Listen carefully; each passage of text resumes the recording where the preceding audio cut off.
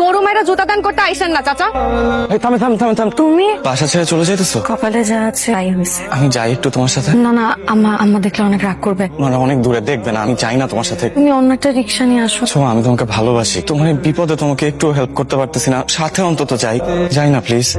এই গ্রাম, এই বাড়ি ছেড়ে যেতে আমার খুব কষ্ট হচ্ছে। আবির, যার বাপ নাই তার এই পৃথিবীতে কেউ নাই। আমি আছি তোমার সাথে সবসময়, নিজেকে কখনো একা ভাববা না। তো আমি একটা জিনিস বুঝলাম না, এত বড় ব্যবসায়ী আমার টাকা দিব কেন? কেন বুঝলা না? উনি ওনার মেয়েরে তোমার সাথে বিয়ে দিতে চায়। আরে আমাকে বিয়ার সময় উনি আসছিল, তখন থেকে তোমার পছন্দ করে রাখছে। আমি এখন বিয়ে শাদী করতে পারবো না। আরে কই যায়, ভাত শেষ করে যা। কত বড় বেয়াদব তোমার ছেলে। সব ঠিক হয়ে যাবে। কসুটুকে কেন এভাবে উঠে গেছে তুমি জানো? কেন? তোমার পোলা প্রেম করে, পড়ালেখা করে, তার লগে আরেকটা মেয়ে আছে, একই লগে পড়ে দুইজন। চাচা, আমার কাছে কয়েকটা সাবান আছে, একটু দেখবেন? খুবই ভালো সাবান, একবার দেখে নেন। সরি, অনেক দেরি করে ফেলছি। এগুলো তোমার জন্য। তোমার ওই আকাশ কালো চুল, খোপায় বোঝা ঝুমকো জবা, মাতাল হাওয়ায় উড়বে যখন চুল, একটু আটটু না হয় করবো আমি ভুল।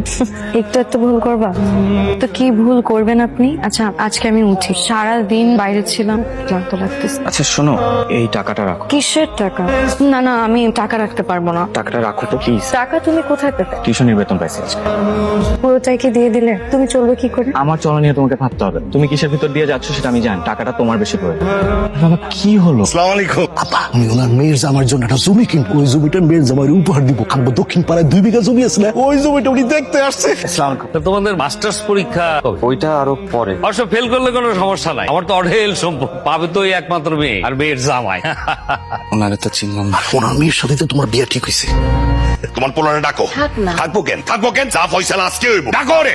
এই আবিরের বাচ্চা বাইরো। বাবা আমি বিয়ে করবো না। কেন করবি না? খারাপ কিসে? তোর বাবা কত কষ্ট কইরা মুদির দোকানদারি করে তোর বড় করছে, সেসব চিন্তা আছে তো? ছোট্ট একটা দোকান আমার, তেমন চলেই না। যদি ওনার সহযোগিতায় বড় বাজার একটা দোকান নিতে পারি, তাহলে লাভটা কার হইব? তোমার লাইফটা সেটেল হয়ে যাবে। উনি বলছে দরকার হলে 20-50 লাখ টাকা দিতে কোনো অসুবিধা নাই। উনি একটা ভালো জামাই চাই, ভালো একটা ছেলে চাই, ব্যাস। এমন কি আমাকে বিয়াতে যে খরচপাতি হবো এটা দিতে উনি রাজি আছে। শোন ভাই, মায়েরা কিন্তু দেখতে এত খারাপ না, ভালো আছে। কই ভালো? হ্যাঁ কালো, এই মোড়া, আবার শুনছি পায়ের মধ্যে নাকি কি সমস্যা হয়েছে। এই তুমি চুপ করতাম না? তুমি সব জায়গায় বেশি বেশি কথা কও। কিসের সমস্যা? এটা কোনো সমস্যা? আরে পায়ে একটা খুঁত মাত্র। আরে খুঁতের বিনিময়ে যে তোমার কি দিতেছে এটা তো আর দেখতেছো না। যা দিতেছে তোমার 10 পুরুষ বয়া বয়া খাইতে পারবো সারা জীবন। আর এই বাপের মতো কষ্ট করে ওই মুদির দোকানে বয়া থাকার লাগবে না তো। আইসে খুদ ধরতে। আর মোটা আর কালো কইতেছে তো, মোটা আর কালো মেয়েরা কি সংসার করে না? খালি সুন্দর মেয়েরাই সংসার করে। আচ্ছা তোমরা কি আমার বিয়া দিতেছো নাকি আমার বিক্রি করে দিতেছো? কত মায়া লোকের মতো কথা কইস না। ওরা এসব জামাইরে গিফট করবো। হ্যাঁ আব্বা, আমি এই বাসা ছেড়ে চলে যাবো, তাও আমি বিয়ে করব না। শ্যালক বাবু, মানে আমি না বুঝতেছি না, তোমার মাথা কি কিছুই ধরে না? তোমার আব্বার জন্য একটু চিন্তা হয় না? তোমার বাপের দিকে চাই দেখো না, তার জন্য একটু করুণা হয় না, মায়া হয় না? তোমার সামনে সুযোগ আসছে, সেই সুযোগটা তুমি পায়ে ঠেলে দিতেছো। তা পারবো কেন? মন তো দিয়ে রাখছো অন্য জায়গায়। কেন যে তুমি রাজি হইতেছ না? মনে করছো কিছু